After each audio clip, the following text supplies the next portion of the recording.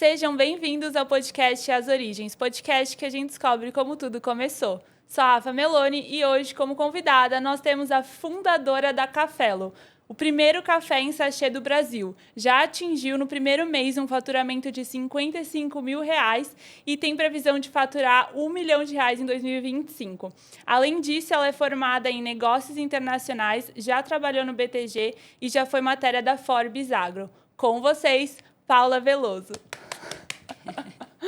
Gente, inclusive a gente já começou, eu ganhei já os fellows aqui, por isso que a gente já tá com xicrinha, já estamos tomando, depois eu vou abrir lá nos stories pra vocês. Amei. Ai, muito bom ter você aqui, Paula. Obrigada por você ter participado, né? Topar participar. E eu queria começar desde o começo. Eu sei que o café tá na sua vida desde sempre, né? Tá na sua família. Então, o seu avô começou ali como produtor de café.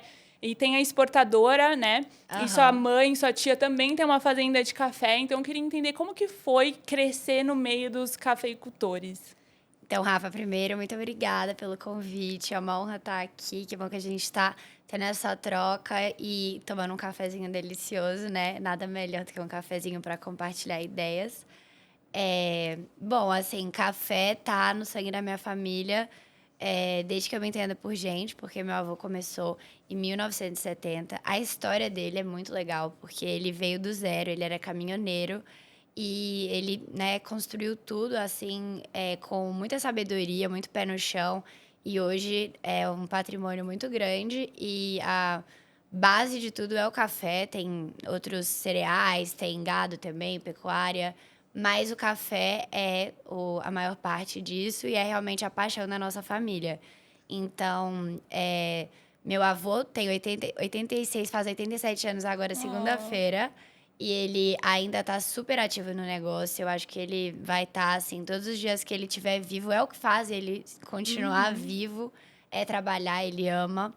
E todos os filhos dele, são 2 homens e 2 mulheres, também estão envolvidos no negócio. Principalmente no café, todos são produtores de café também. E todo o café da família é exportado. Então, assim, a minha mãe e minha tia hoje são sócias. Elas fundaram a Vivir Café, que são produtoras de café também. Mas quando a minha paixão começou pelo café, elas não eram. A minha tia trabalhava com meu avô, ela era do RH da empresa familiar, e a minha mãe, ela era decoradora, então ela nem estava no negócio ainda. Só que eu já admirava tanto meu avô, porque eu acho que assim, o meu destino foi seguir os passos dele, sabe? Ele chama Paulo Veloso e eu fui nomeada Paula Veloso. Então, eu sempre admirei muito e eu lembro desde antes de entrar na faculdade que eu já estava muito certa que eu queria trabalhar com café. O meu primo mais velho, ele era o único dos primos que na época já estava trabalhando com a família e para mim era o dream job. Ele trabalhava na parte da exportação, era o representante comercial, o que eles chamam de trader, né? E viajava o mundo contando a história da família e vendendo café. E eu sempre fui do mundo, eu fiz vários intercâmbios sempre que eu pude, assim, summer camp, intercâmbio de high school. Então eu falava, viajar o mundo, conhecer diferentes culturas e dar continuidade no legado da família é tudo que eu quero. Então eu comecei a faculdade já, assim, focada em fazer exportação. Eu fiz comércio exterior. Comecei em BH, que eu sou de BH. Fiz 3 semestres lá. Aliás, foram 2 semestres. E no terceiro eu já estava certa que não era ali que ia me fazer decolar. Por quê? Não sei, eu acho que... Aliás, sei sim. Os colegas, o ambiente da faculdade, não era uma faculdade que as pessoas eram muito empenhadas. Eu sentia que era um pouco várzea, sabe? Ainda mais o meu curso, que era negócios internacionais, eu sentia que todo mundo que não sabia muito o que fazer foi ali. Então, eu nem me esforçava, eu não tinha que me esforçar muito, não precisava. E eu tirava 100, né, que era números, eu acho, tirava 100 em tudo. Então, eu falei com a minha mãe, falei, olha, eu não tô me sentindo desafiada, eu não tô sentindo que isso vai me agregar e vai fazer eu ser a profissional que eu quero ser. Isso é muito legal, que você reconheceu isso, né? Tipo, desde o começo. Porque você poderia se colocar numa zona de conforto, digamos assim, né? Então, é muito legal que você tinha já essa mentalidade de, não, quero crescer, quero... Total. Eu acho que eu sempre fui, assim, muito movida a desafio, sabe? Eu gosto do caminho mais difícil, eu gosto de me provar. Então, eu lembro muito disso, de não me sentir motivada e de fazer o mínimo e ser reconhecida pelo mínimo. E aí eu lembro de ter essa conversa com a minha mãe de assim, por favor, confie em mim, investe em mim, porque eu quero ser a melhor para a empresa da nossa família, sabe? E aí eu queria já, assim, sonhadora, ir fazer faculdade em Nova York, porque é o lugar onde mais consome café no mundo, onde, né, mais tem cafeterias. Logo, uma mega oportunidade da nossa família conquistar esse mercado e exportar para lá, porque na época a gente exportava só para Europa e estava começando Ásia. Então, eu muito sonhadora, falei, deixa eu ir fazer faculdade em Nova York e abrir o mercado lá e ficar por lá. Sim. E minha mãe, ela também acho que sempre foi essa pessoa que me botou o pé no chão e, tipo, você vai ter que me mostrar que você realmente quer isso. Então, eu tive que ir muito atrás. Ela falou, não vou te ajudar, você vai, sabe, se você quer, você vai conseguir fazer sozinha. E aí, consegui passar numa faculdade lá. E virei para meu avô e falei, vô, então, vou fazer faculdade em Nova York. É uma ótima oportunidade para eu ir para lá e representar a família, abrir o mercado nos Estados Unidos. E ele falou, calma, você tem 18 anos, é uma grande responsabilidade, não é bem assim, sabe? Você precisa de conhecimento, de estrutura. Então, acho que pelo menos você tem que fazer um programa de trainee lá na fazenda. Aproveita que você só vai para a faculdade, né? Começava em agosto, isso era em maio, só em agosto. E você fica 3 meses lá na fazenda, a gente vai te preparar para isso. E aí foi fundamental, porque já tem tanto tempo, mas realmente a minha base do café foi daquela época que eu aprendi nos detalhes como que acontece o cultivo, a produção. Era a época da colheita, né? A colheita de café sempre de maio a agosto. A colheita, o pós-colheita, que é muito importante para a qualidade do café. A parte da qualidade, que você seleciona os grãos, que é totalmente diferente, né? O café, que aqui no Brasil eles definem a qualidade por tradicional. Primeiro o extra forte, que é o pior de todos. Por que é o pior de todos? É a pior qualidade. Tipo, realmente, Sério? Eu as não sabia nomenclaturas são as qualidades dos cafés. Então, tem o extra forte, que é o pior de todos. Aí, o pior ainda, um pouquinho melhor, é o tradicional. Depois tem o gourmet, que ainda é muito ruim. E daí, o especial é o café de super qualidade. O gourmet é bom, mas Nossa, assim... nunca soube disso, bom saber. Quando você for no mercado, agora repara por isso que essas são as Exato. qualidades dos cafés. Então, eu aprendi a seleção das qualidades e depois a parte da negociação e a exportação, que era realmente a parte que eu gostaria de entrar no negócio. E aí, fui para Nova York fazer faculdade e nos Estados Unidos os horários são bem diferentes daqui do Brasil, né? Então, eu tinha muito tempo livre. E no tempo livre, eu ia visitar as importadoras da região com as amostrinhas de café e tentava iniciar um relacionamento, fazer as vendas. Eu achava que ia ser muito fácil, mas não foi fácil. É uma indústria, assim, de muitos homens e muito velha a indústria. Então, são relacionamentos de longuíssimo prazo. E aí chega uma Quais menina... que foram os desafios que você enfrentou? Muitos. Ninguém acreditava, achavam que era um golpe, sabe? Uma menina de 18 anos, brasileira, com uma amostra de café, batendo na sua porta, querendo vender café. Achavam que era golpe, então muita gente nem queria me receber. Tipo, eu morava em Manhattan, eu tinha que ir pra New Jersey ou White Plains, que é upstate New York. E tinha gente que nem queria me receber. Tipo, não, a gente não tem Não, e também tem a questão da disponibilidade. nacionalidade, né? Por mais que o Brasil é o maior exportador de café, né? Tem essa questão, né? Eu também morei fora, tem essa questão, né? Do nada, uma brasileira batendo na porta com um saquinho de café, tipo... Gente, que louca, né? Porque, pensa, o relacionamento do café é de longuíssimo prazo. Então, quem começou os relacionamentos da minha família foi o meu avô. E aí, já chegou no meu primo, ele já é, tipo, né, uma tradição ali que eles respeitam. Aí chega uma pessoa que eles nunca ouviram falar o nome, não existe isso. Então, realmente, foi muito desafiador, foi frustrante, porque eu não imaginei que ia ser tão difícil. Mas, ao mesmo tempo, eu acho que mudou muito a minha personalidade hoje, de não aceitar não como resposta, não ter vergonha de sair da zona de conforto, ser cara de pau, que eu falo, assim, pra todo mundo que eu tenho oportunidade, que é a coisa que mais me abre portas, é ter a cara de pau, sabe? De tomar a Sim. iniciativa. Então, foi muito bom. E isso durou 2 anos. Em 2 anos, eu abri um cliente que, até hoje, ele é cliente da minha família e compra café com recorrência, mas para você ver como que é um negócio, assim, que tem que ser trabalhado. Mas foi muito boa a oportunidade. Eu conheci o comprador da Starbucks, o diretor da Nespresso. Então, sabe, foi muito bom de relacionamentos. E aí, o que interrompeu tudo isso foi a pandemia. Ah, sim. Aí você voltou pro Brasil, não? Eu voltei para o Brasil, eu fiquei um tempo lá, porque achei que ia voltar as coisas ao normal. Todo mundo foi embora, a faculdade parou, então não tinha o que Sim. fazer lá. E aí eu queria estar com a minha família, voltei para o Brasil. Só que o mercado de café, né, de importação e exportação parou. Então eu fiquei.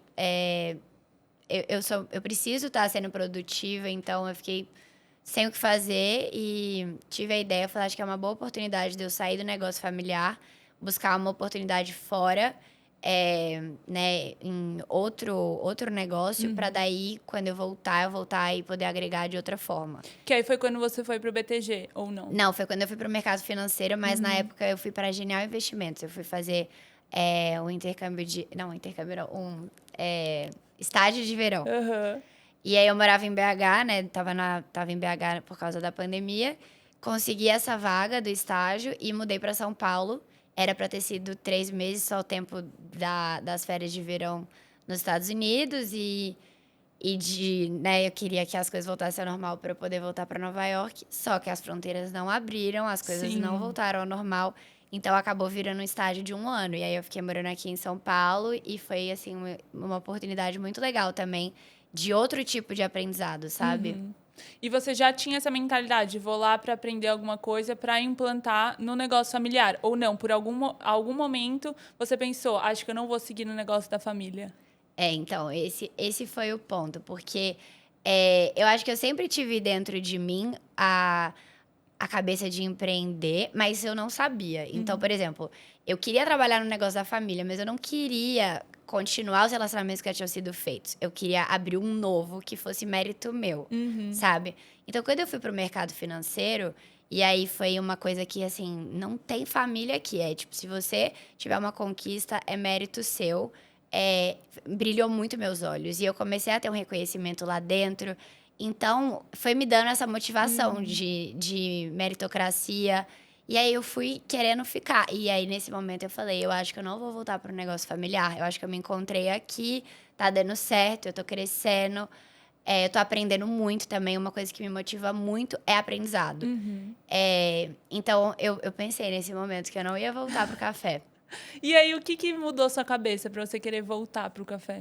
Então, aí, né, para dar uma continuidade, as fronteiras abriram e o pessoal da Genial tinha um escritório, não sei se ainda tem, mas tinha um escritório na época em Nova York. E eles falaram: olha, a gente gosta muito de você, do seu trabalho. Se você quiser continuar, a gente pode te colocar no estágio, no seu período livre da faculdade, no escritório lá. Falei: meu Deus, trabalhar no mercado financeiro em Nova York, tinha vários amigos que trabalhavam. Muito legal, lobo de Wall Street. Tenho que aproveitar essa oportunidade. E aí eu fui. Então, nessa época foi legal, só que daí eu comecei a. Era um escritório pequeno, não tinha tanto. Eles estavam muito mais focados no crescimento aqui no Brasil. Então, eu comecei a perder um pouco a motivação, porque não tinha mais tanta oportunidade. Só que aí eu falei: não, deixa eu procurar outras oportunidades no mercado financeiro em Nova York. E aí eu consegui a vaga para ir para o BTG assim que eu me formasse, já como analista. Então eu falei, nossa, eu tenho que aproveitar essa oportunidade. Sim. Né? Tipo, muito grandioso, um nome muito forte, uma conquista muito grande. Então eu fui. E aí eu tive uma chefe maravilhosa, que até hoje eu tenho um relacionamento ótimo com ela. E ela me ajudou muito, ela me ensinava muito. Então era uma área que eu tinha muita oportunidade de crescimento. E aí eu me encantei de novo e entrei nessa onda de motivação de novo. E aí eu não consegui o visto para continuar nos Estados Unidos e decidi voltar para o Brasil. Aí eu voltei para o BTG no Brasil. Só que aí aqui é também totalmente diferente, né? Acho que isso de você ficar pouco tempo, interromper e mudar o ambiente é uma nova fase de se adaptar. E aí, nesse lugar, eu não me adaptei, que é muito grande, já é muito estabelecido. Então, é mais difícil você visualizar seu potencial de crescimento, é mais demorado. E um trabalho muito mais operacional, porque é tão grande, né? Então, não é Sim. tanto projeto. Você tem uma função muito clara, que é aquele operacional do dia a dia, até você ter mais responsabilidades. E aí, quando eu caí nesse momento do trabalho, eu percebi que não tinha um propósito ali, sabe? O que estava me mantendo ali era aprendizado, crescimento. E aí, quando chegou nesse momento que você precisa ter paciência, que é a dificuldade, você precisa do propósito. E eu não tinha, tipo, meu Deus, isso aqui, sabe, mexe com o meu coração, com o sentimento. E foi nesse momento que eu falei, mas o que que eu amo, então? O que que é meu propósito de vida? E aí eu voltei pro café. E aí, como que criou a Cafelo? Aí eu falei, o que eu amo é o café, é a história da minha família, é esse legado, é poder dar continuidade numa coisa tão grandiosa que meu avô começou do zero. Mas ao mesmo tempo eu já tinha me tornado outra pessoa, muito mais madura, e uma coisa que me faz muito feliz é ser criativa, ser autêntica, me conectar com pessoas, criar. Então, não fazia sentido também voltar para o negócio da família, que é muito institucional, né? Exportação é muito institucional. Sim. Então, eu fiquei pensando como que eu posso unir isso com né, o que eu quero também fazer, o que eu sou boa, o que vai me deixar feliz. E aí, eu tive a ideia de que criar uma marca de café minha vai unir tudo isso. Eu vou dar continuidade nesse legado, mas com a minha história, aquela questão da ambição de construir algo meu, e ao mesmo tempo com toda a liberdade de usar a minha criatividade, me conectar com as pessoas. E aí a Cafelo nasceu dessa vontade, sabe? Que legal! E aí você chegou, porque, por exemplo, você falou que você fez esse trainee, né, na fazenda do seu avô, sobre exportação, todos os processos. Você chegou a fazer mais algum ou não? Aquilo já foi uma base suficiente para você seguir com a Cafelo? Eu já fiz vários cursos. Na época que eu fui trabalhar na exportadora, eu fiz vários cursos em BH mesmo, que tem a Academia do Café. Então, eu fiz de classificação, de degustação, de barista, de torra. Tudo isso traz uma base muito boa da parte técnica. E aí, isso já tinha passado muito tempo, né? Eu fui para o mercado financeiro. Então, quando eu fui criar a Cafelo, eu fiz de novo. E aí, eu fiz aqui em São Paulo. Eu fiz todos esses de novo. Entendi. E aí você, como que foi comunicar isso também para sua família, né? Porque eu entendo que por mais que você continue o legado do café, né? Porque sua família tem o legado do café há 50 anos no mercado, você está criando algo novo, né? Em algum momento surgiu uma competição, digamos assim, ou como que foi essa comunicação? Competição, não, porque o negócio é totalmente diferente, né? Produção e exportação é uma coisa e varejo é outra. Então, eles também não tinham ideia de como que era esse business. Quando eu falei que eu queria sair do BTG para empreender, a minha mãe, ela não gostou da ideia. Porque, assim, eu estava numa posição muito boa, de muito orgulho já, né, para ela. E ela sabia que empreender é um desafio e, tipo, né, Sim. medos de mãe, não sei se ela. Vai que ela não tá preparada. E eu não tava tão preparada assim. Assim, eu achava que era muito mais fácil do que realmente é, sabe? Eu falei, tenho uma ideia, tenho uma paixão e é só isso que eu preciso, vambora. Só que não, é muito mais. Duro do que isso, né? Requer muita resiliência. Então, eu acho que ela ficou com um pouco de medo. Mas, de novo, várias vezes, várias etapas da minha vida, a minha mãe me colocou num período de teste, sabe? Tipo, eu não sei se você tá preparada, você vai ter que provar que você tá. E aí, isso me dá muito mais força de criar minha própria estrutura.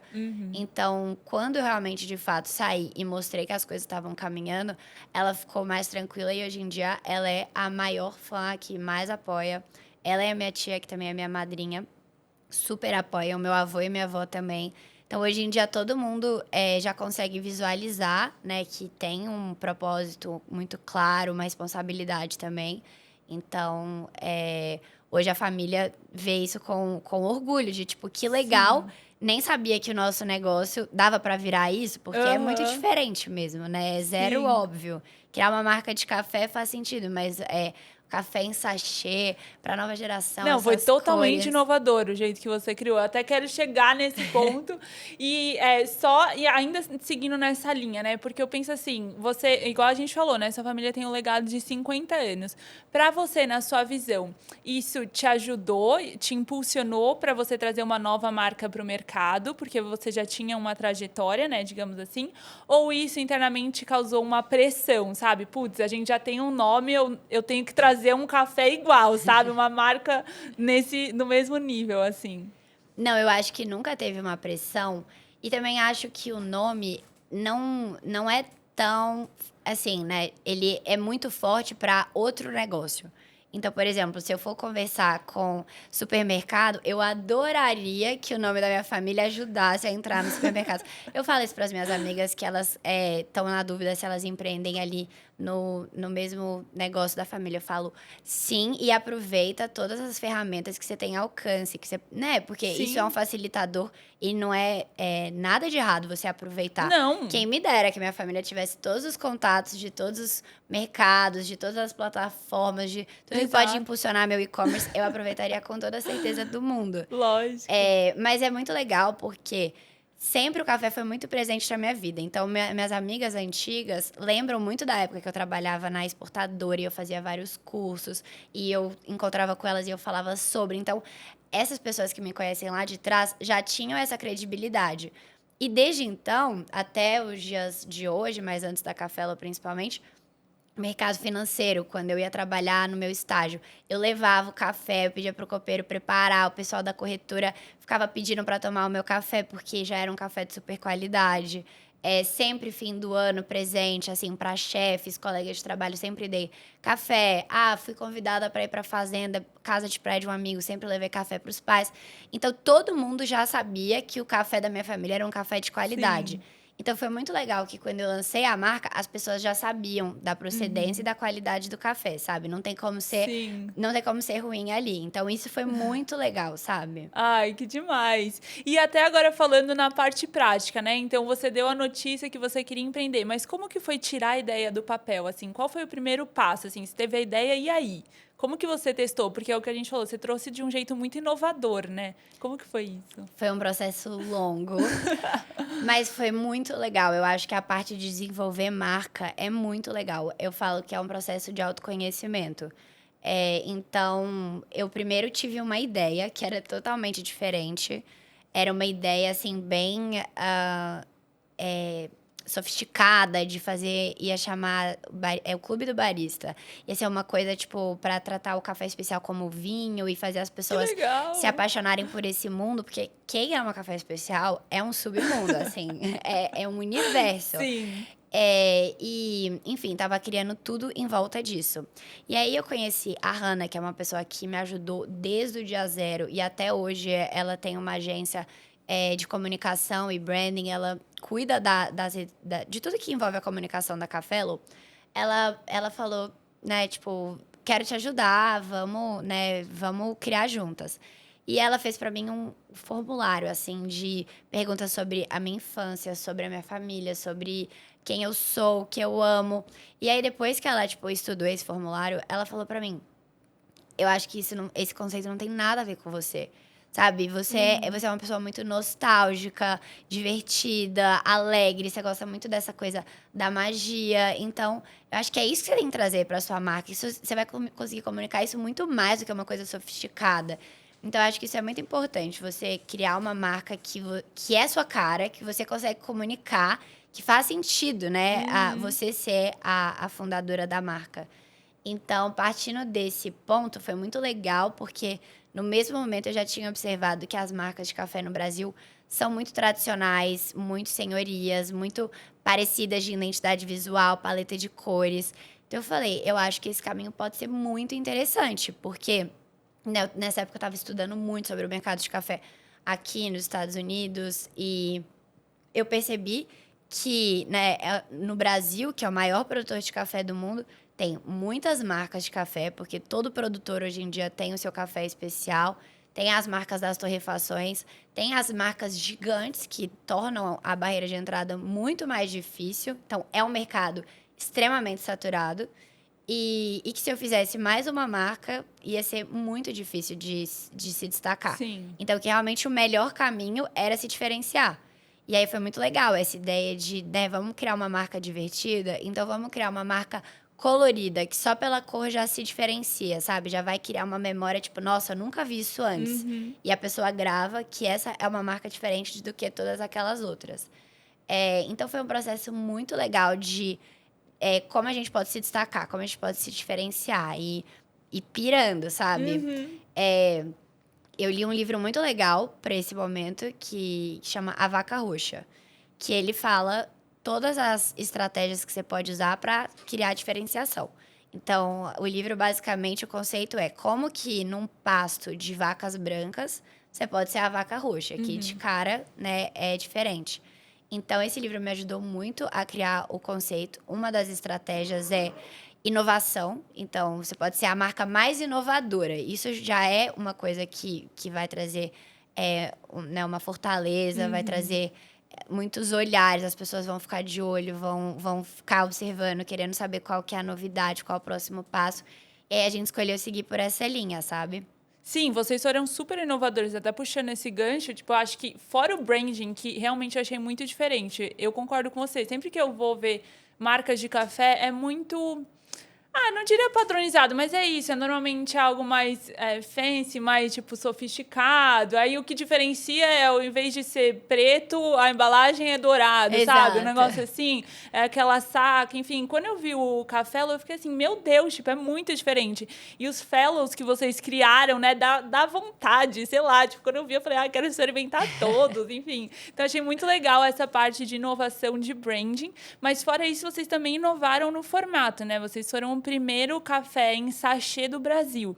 Como que foi isso? Como que foi implementar um novo hábito, né? Porque o café, ele tá presente ainda mais nos brasileiros no dia a dia, né? Super de todo mundo, né? E é um hábito, é como se fosse, vamos tomar um cafezinho? E aí todo mundo já sabe aquele padrãozinho, né? Sim. Do café, de servir. Você veio com um hábito totalmente diferente.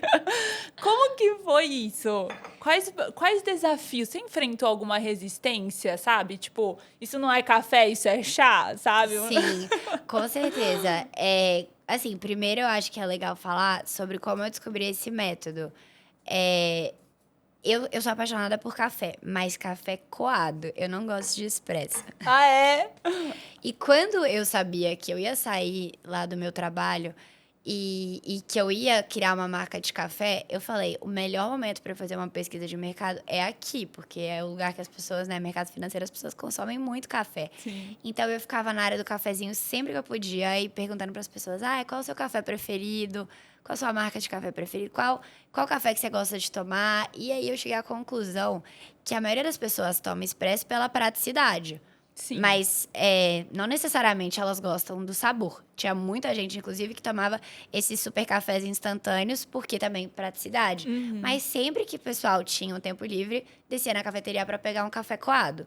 Então, quando eu descobri esse método, que é o café coado do jeito mais prático possível, portátil, que você consegue preparar na dose individual, eu falei, meu Deus, esse produto é um sucesso absoluto. Ele, né, é tudo que eu sempre sonhei na minha vida, porque eu sou bagunceira. Então, eu sempre faço café coado, mas o que eu já me queimei, já derrubei, já sujei roupa. Erra a medida, né? Assim. Sim, então eu falei, é a solução de todos os meus problemas. E aí, né, de novo, nessa questão do livro de como se diferenciar, a inovação do método do sachê já traria pra gente o carimbo de pioneiros, inovadores. Então, a gente foi atrás de trazer esse método. Mas, mesmo com todas essas oportunidades e upsides, tinha todo o medo de, meu Deus, mas o brasileiro não gosta de chafé, não gosta de café. Chafé é muito assim mesmo. O americano gosta, né? Inclusive, o café americano é expresso misturado com água quente. Agora, o brasileiro gosta do café preto, forte, que amarga aqui.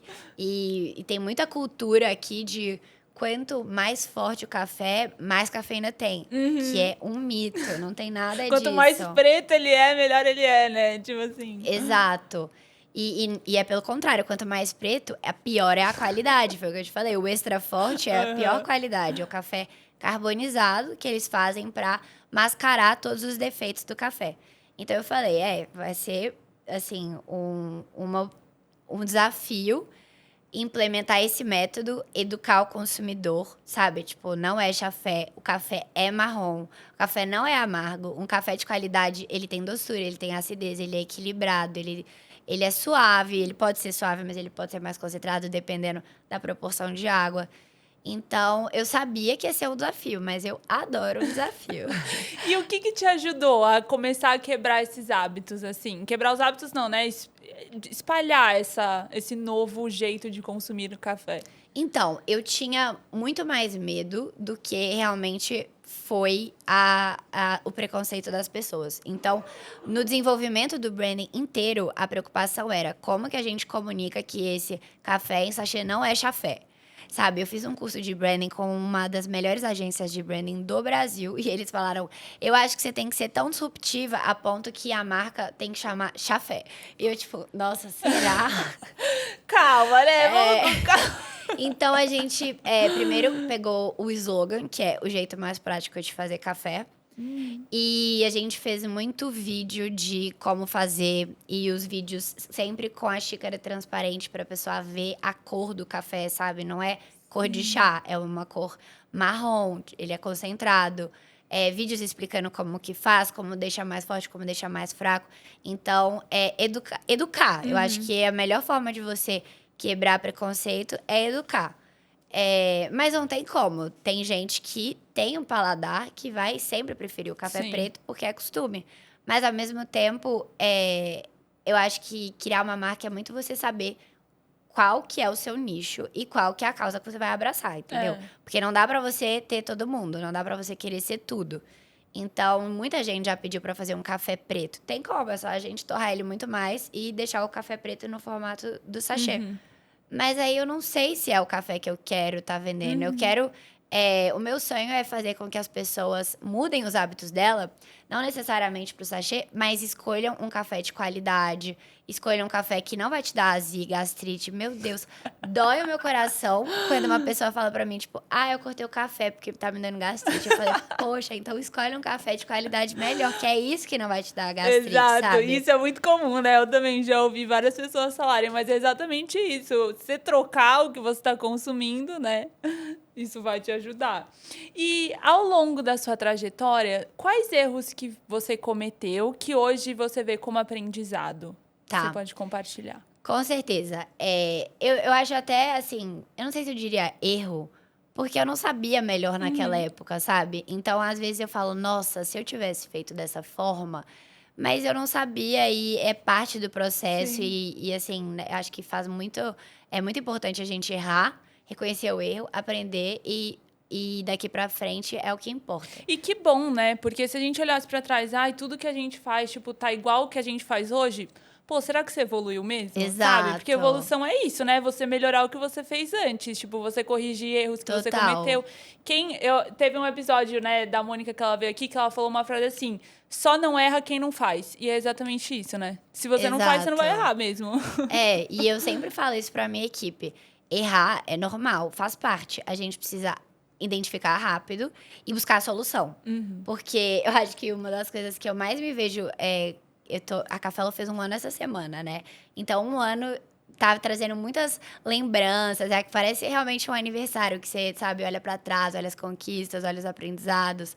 E eu acho que o que eu mais evoluí como empreendedora, que 1 ano não é nada, né? Mas assim, eu gosto de celebrar todas as conquistas com muita intensidade. É que no começo tudo me desesperava, qualquer probleminha que acontecia, eu achava que era o fim do mundo e eu falava, eu não vou saber resolver, e eu sou muito, sabe, intensa. Então, hoje em dia eu acho que a resiliência e essa mentalidade, tipo, aconteceu um problema, como que eu vou buscar a solução? Isso eu acho que é vital. Então, o que eu gostaria de compartilhar, que eu faria diferente daqui pra frente, né? Foi que no começo eu fui atrás de descobrir como que produzir esse sachê, porque a gente não criou esse método. Eu descobri esse método lá nos Estados Unidos e fui atrás de entender como que ele era desenvolvido. E, na verdade, é um método japonês que foi criado na década de 90. Os japoneses já tomavam café em sachê E nesse sachê de fibra de milho, que é maior, que é perfeito para infusão, os americanos descobriram um tempo atrás, criaram lá também a marca, lá tem muito white label, então várias marcas fazem esse método, você encontra no Whole Foods várias marcas. E, e aí eu falei, tá bom, vamos ser os primeiros a trazer para o Brasil. E a tecnologia por trás desse método é alta, você precisa de fazer um investimento muito alto, que é comprar algumas máquinas para desenvolver esse método. E aí, né, como estava muito no começo, você não tem tanta noção do quanto é um investimento para criar uma marca, então tudo parece muito alto. Eu Sim. falei, meu Deus, eu acho que é uma loucura eu fazer um investimento tão alto para comprar todo esse maquinário, investir, né, em já de cara criar uma fábrica própria, para criar um método que a gente nem sabe se as pessoas vão aderir, que elas vão se adaptar, que vai ter saída. Imagina não dar certo, e aí o que, que eu vou fazer com tudo isso? Sim. Então a gente buscou uma solução de um investimento inicial menor, que era viabilizar esse método de forma artesanal. Então a gente primeiro fez os sachês para o lançamento da marca de forma artesanal, que era o nosso MVP. E aí a Artesanal gente. você diz o quê? Só para as pessoas entenderem. Artesanal eram duas mulheres que faziam um por um. Então a gente Entendi. comprou o material e elas, tipo, selavam o sachê, colocavam o Uhum. blend ou o café, selavam. A gente terceirizava tudo. Tinha uma torrefação que fazia a torre e a moagem, essas mulheres faziam o manuseio, e tinha uma fábrica que fazia o evase. Uhum. Então era bem artesanal, a capacidade produtiva era muito baixa. A gente não conseguia investir nem em tráfego pago, porque era tão poucos produtos que a gente conseguia fazer. Mas era realmente para testar a Uhum. demanda e ver a adesão no mercado. Então, essa foi a ideia. A gente colocou uma meta, né? Vamos ver como que vai nesses 3 meses. Se tiverem 1.000 pessoas que compraram com uma taxa de recompra de 10%, eu acho que é suficiente para a gente fazer o investimento, montar a fábrica própria e daí escalar. E como você chegou nesses números? Foi você que ou alguém te ajudou? Não, eu tive mentores que me ajudaram, assim, com algum norte, sabe? Aham. E aí, enfim, a gente fez isso. Em dezembro, a gente conseguiu alcançar a meta. Então, começamos o processo de importar as máquinas, de construir a fábrica lá na nossa fazenda. E aí, o que aconteceu? Depois de 6 meses, alguns sachês começaram a estourar, porque como eles eram selados de forma manual, a colinha perdia a cola. Então, a gente começou a receber algumas reclamações de pessoas falando que o sachê veio aberto, que a pessoa foi colocar água e o sachê abriu na xícara. Então, né, que o que vocês podem fazer? E a gente começou a identificar que era por causa disso. Tipo, deu 6 meses, tá perdendo a selagem. E Nossa. foi assim, um desespero de, né, como que a gente pode resolver esse problema? Não tem como tirar todos os produtos de rota, a Uhum. gente ainda não estava produzindo na fábrica própria. Então, todas as pessoas que tiveram coragem de vir reclamar foi muito bom, porque a gente teve a oportunidade de explicar e explicar que a gente estava investindo agora na fábrica própria, com o intuito de melhorar a qualidade. E que, né, a gente fazia questão de trocar esse produto. Então, todo mundo que reclamava, a gente mandava uma caixa nova. E essas pessoas criaram um vínculo muito legal com a marca e, né, continuaram e ficaram curiosas para quando viesse a nova qualidade, para provar o novo É, porque produto. elas estão sendo ouvidas, né? Esse é Sim, o... e eu acho que é muito legal, porque você se sente parte, né, Uhum. de entender o que tá acontecendo ali nos bastidores. Mas eu sei que tem muita gente que não tem coragem de reclamar. E essas pessoas a gente acaba perdendo, porque a gente não sabe com quem que aconteceu essa experiência e com quem que não. Então, olhando para trás, né, hoje eu sei que o investimento inicial de um ano de marca é muito maior do que o que uma máquina é.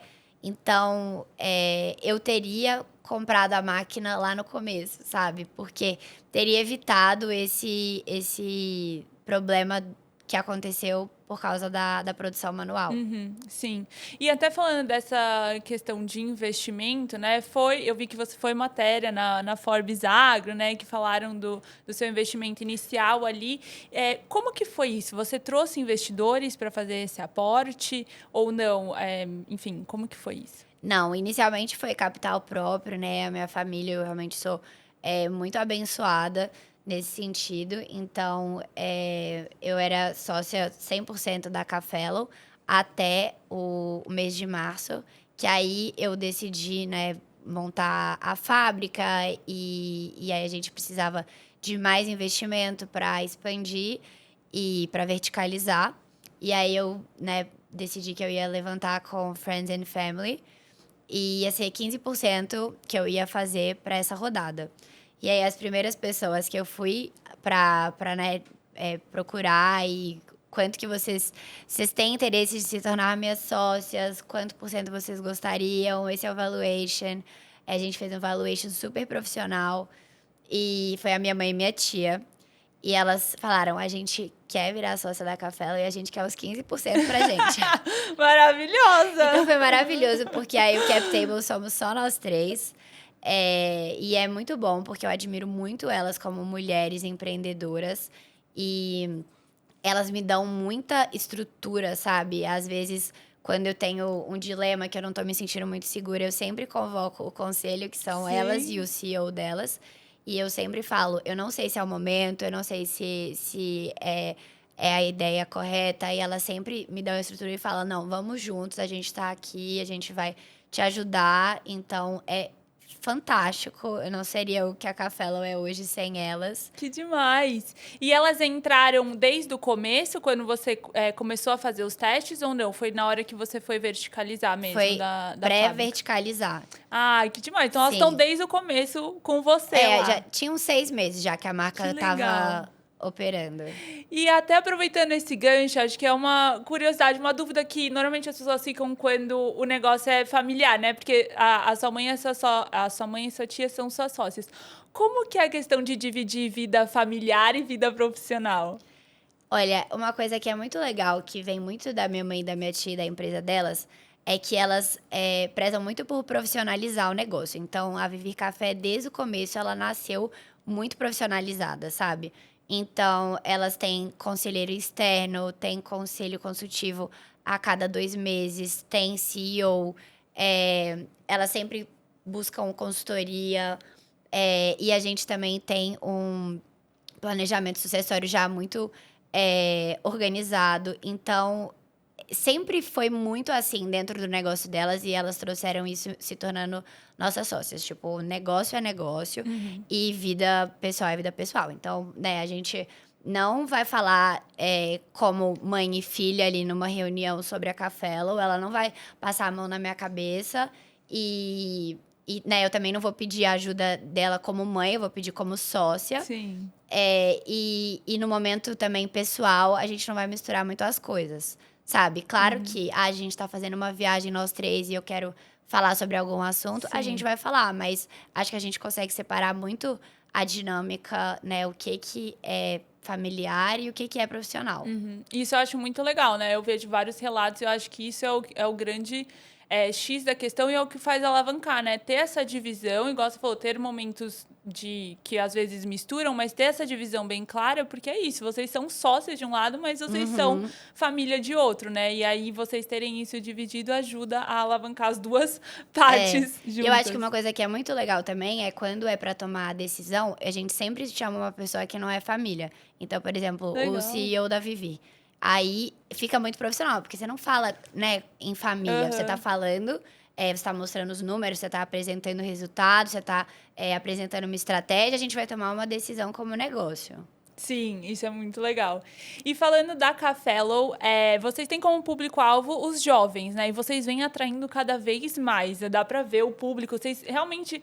Quando eu conheci a marca, enfim, eu vi como uma comunidade, sabe? As pessoas sentem parte daquilo. Se você pudesse dar uma dica pra quem tá criando uma marca que o foco é atrair a geração Z, qual seria? Nossa, meu Deus, muitas dicas. Mas eu acho que a número 1 que eu daria é... para quem quer empreender, entrar nas redes sociais. Então, isso eu acho que foi uma grande... Assim, é muito importante dentro da Cafelo que todo mundo sabe que eu sou a dona, sabe? Então, eu tô fazendo um evento, eu tô com a barriga no balcão, mas a pessoa fala, eu vi a sua marca no TikTok. Tipo, eu já vi você falando da sua marca no TikTok. Então, as pessoas, eu acho que elas se conectam e se sentem muito próximas quando elas sabem quem que tá ali atrás, como é o dia a dia dessa pessoa, o que essa pessoa acredita, você se mostrar como uma pessoa real, né? Acho que não precisa mostrar os desafios e ser, né, totalmente transparente com tudo, mas se mostrar como uma pessoa real que tá tentando e errando Sim. e passando apertos e tendo que, né, ser vendedora, ser marketing, ser social media, tudo isso eu acho que é muito importante. A geração Z, principalmente, busca muito isso, saber quem é o CPF por trás do CNPJ. Então, isso é uma coisa que, para mim, foi totalmente sair da minha zona de conforto, porque as minhas redes sociais eram todas fechadas, eu não, sabe, fazia vídeo falando, nada disso. Foi um processo de adaptação. Mas também, assim, no começo é muito difícil. Você passa por um processo de auto-julgamento absurdo. Né, tipo, acho que foi uma fase que eu fiquei muito insegura, porque você posta nas redes sociais e você fala, nossa, nem minhas amigas estão curtindo. Ai, meu Deus, flopou. Tanta gente que deve estar vendo que trabalhou comigo, que deve estar me achando isso e aquilo. Mas no final, não é isso que importa, sabe? O que importa é o que você tá fazendo por você, pelo seu negócio. Qual que é o propósito de você estar fazendo aquilo? Eu acho que, né, aparecer nas redes sociais, você tem que, antes, ter muito certo o que você vai fazer, o que você não vai fazer por audiência. Mas é muito legal, porque eu acho que isso constrói comunidade, sabe? Sim. Com certeza. Eu acho que há várias pessoas que passaram aqui falaram isso. A marca ter o seu rosto deixa muito mais forte, porque as pessoas elas se conectam com pessoas, né? Por mais que elas se conectem com a marca, quando elas veem a Paula lá vestindo a camisa, literalmente, vem no café, elas se conectam ali. Então, é super importante. Isso que você falou de, às vezes, a gente se auto-sabotar, né? É muito real. Também passei por isso. Você, tipo, vai lá postar um vídeo, você fica assim, meu Deus, é isso. Tipo, Até hoje me dá ansiedade. só minha mãe curtiu, sabe? Um negócio assim. E aí, quando você troca, né? Acho que a partir do momento que você troca a chavinha do tipo, em vez de eu quero ter 1000 curtidas ali pra quem que eu tô impactando, sabe? Sim. Quem foi essa uma curtida aí? Se eu impactei ela, putz, é isso que eu queria, sabe? E eu acho que às vezes as pessoas perdem também a noção dos números, né? Porque eu acho que as redes sociais trazem Com tanto certeza. que você fica assim, tipo, meu, sei lá. 200 pessoas viram. Gente, 200 pessoas, tipo, pararam o tempo e viram aquilo. Tipo, as pessoas, sabe, a gente perde um pouco a noção, às vezes, desse tamanho. E falando em relação a tamanho, a Cafelo também tá gigante, né? E vocês, no primeiro mês, vocês faturaram 55 mil reais. E vocês estão crescendo cada vez mais. O que você acha que ajudou a Cafelo a se destacar tanto e tá tendo esse crescimento tão exponencial? Eu acho que a estratégia diferente, ela tá sendo a grande alavanca pra gente, sabe? Então a gente nunca copia o que outras marcas fazem. A gente tenta criar a nossa própria estratégia, a nossa própria trend, a nossa própria inovação. Então, desde, né, o nosso produto que foi super inovador, o branding, o tipo de conteúdo que a gente quer postar nas redes sociais. Assim, você mal vai ver foto de produto ou foto de café no Instagram da Cafelo. Tem uma coisa que é intuito de fazer você rir, a gente gosta de trazer muitas dicas. Então, por exemplo, documentários para te deixar mais determinado, essas coisas que as pessoas vão realmente agregar na rotina delas.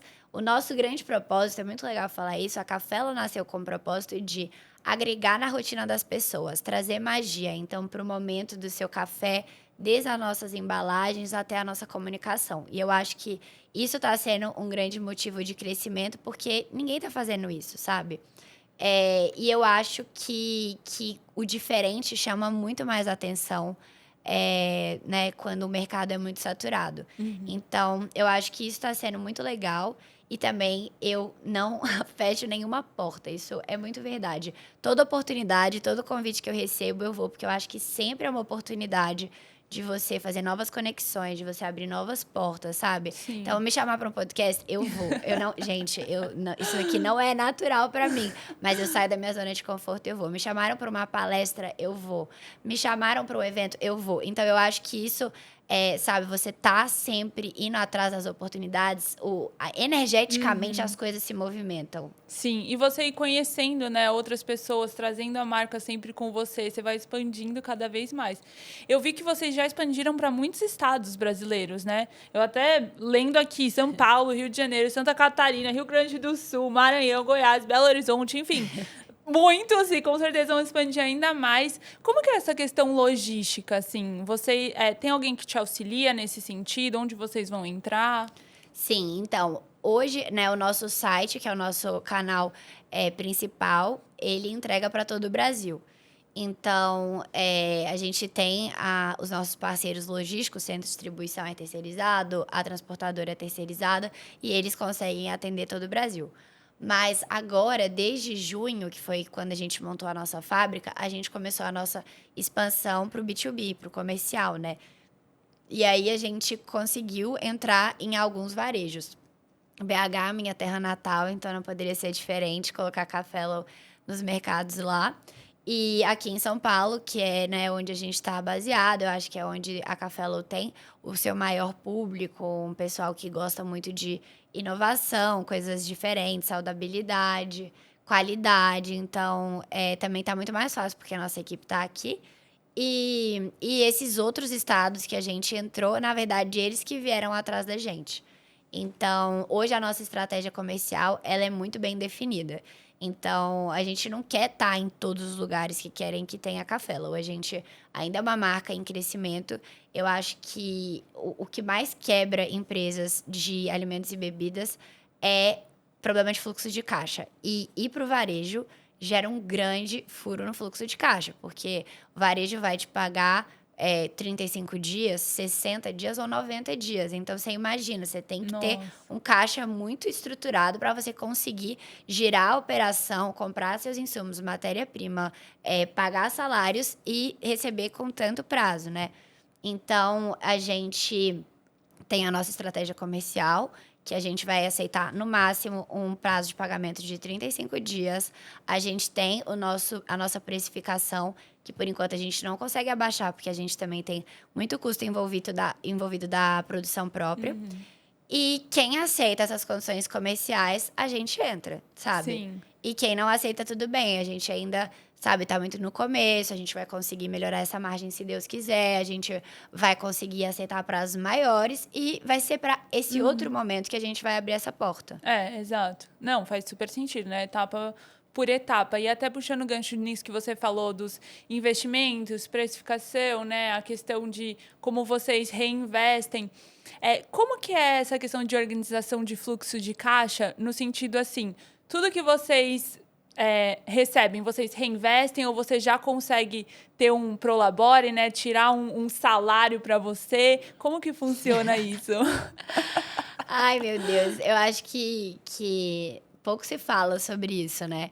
Porque quando eu fiz faculdade de negócios internacionais com especialização em economia, trabalhei no mercado financeiro, então eu tenho uma base disso de fluxo de caixa, gestão operacional, administrativo, mas antes de empreender, eu fiz as minhas contas, fiz o meu business plan, e eu achei que em um ano a gente ia break-even, bootstrap e já colocar um Prolabore no bolso e sabe, assim, a vida vai ser muito mais livre, financeiramente mais abundante do que esse CLT, né? Só que, na verdade, não é assim, porque uma marca, principalmente no começo e com a ambição que a Café Low tem de a gente quer ser o primeiro café em sachê do Brasil, a gente quer mudar os hábitos de consumo das novas gerações, a gente quer que mais e mais e mais pessoas adotem esse método. Você tem que investir muito em marketing, investir muito em expansão. Então, tudo que a gente fatura, a gente reinveste. Tudo. Não, exato. Eu vejo muito isso, né? Que às vezes as pessoas têm a visão achando que assim que criar já vou começar a ser super bem sucedido e tal, né? Tipo, Demora pegar meu muito. E é legal você trazer essa visão. Então, tipo, por mais que, por exemplo, vocês começaram em 2024, ainda tá no processo, né? E tá tudo bem, é isso. A marca vai crescendo. Exatamente. E a gente é muito imediatista, né? A Café Low fez um ano essa semana e a gente já quer estar, nossa, no Brasil inteiro, todo mundo consumindo, faturando muitos milhões e porque a nossa geração é muito imediatista, Sim. né? A gente quer resultado agora e, na verdade, o processo é muito longo. Eu conheço empreendedoras e empreendedores que estão há 10 anos né, empreendendo e já estão com uma marca muito grande, um nome muito forte. Você fala, meu Deus, essa pessoa tá milionária e ela ainda não tá, né, colocando tanto dinheiro no bolso, porque reinvestir, porque precisa fazer crescer. Maravilha! E pra gente finalizar, a gente tem o ping-pong, que são 5 perguntinhas e você responde a primeira coisa que vier na sua cabeça. Tá bom. Um sonho. Mudar o hábito de consumo das novas gerações. Um arrependimento. Não ter começado a postar no TikTok em 2020. Nossa, eu também tenho esse, juro, eu tenho muito esse. Uma inspiração. A determinação do meu avô e a bondade da minha avó. Um conselho de como conciliar a vida social com a profissional para o jovem que está começando a empreender.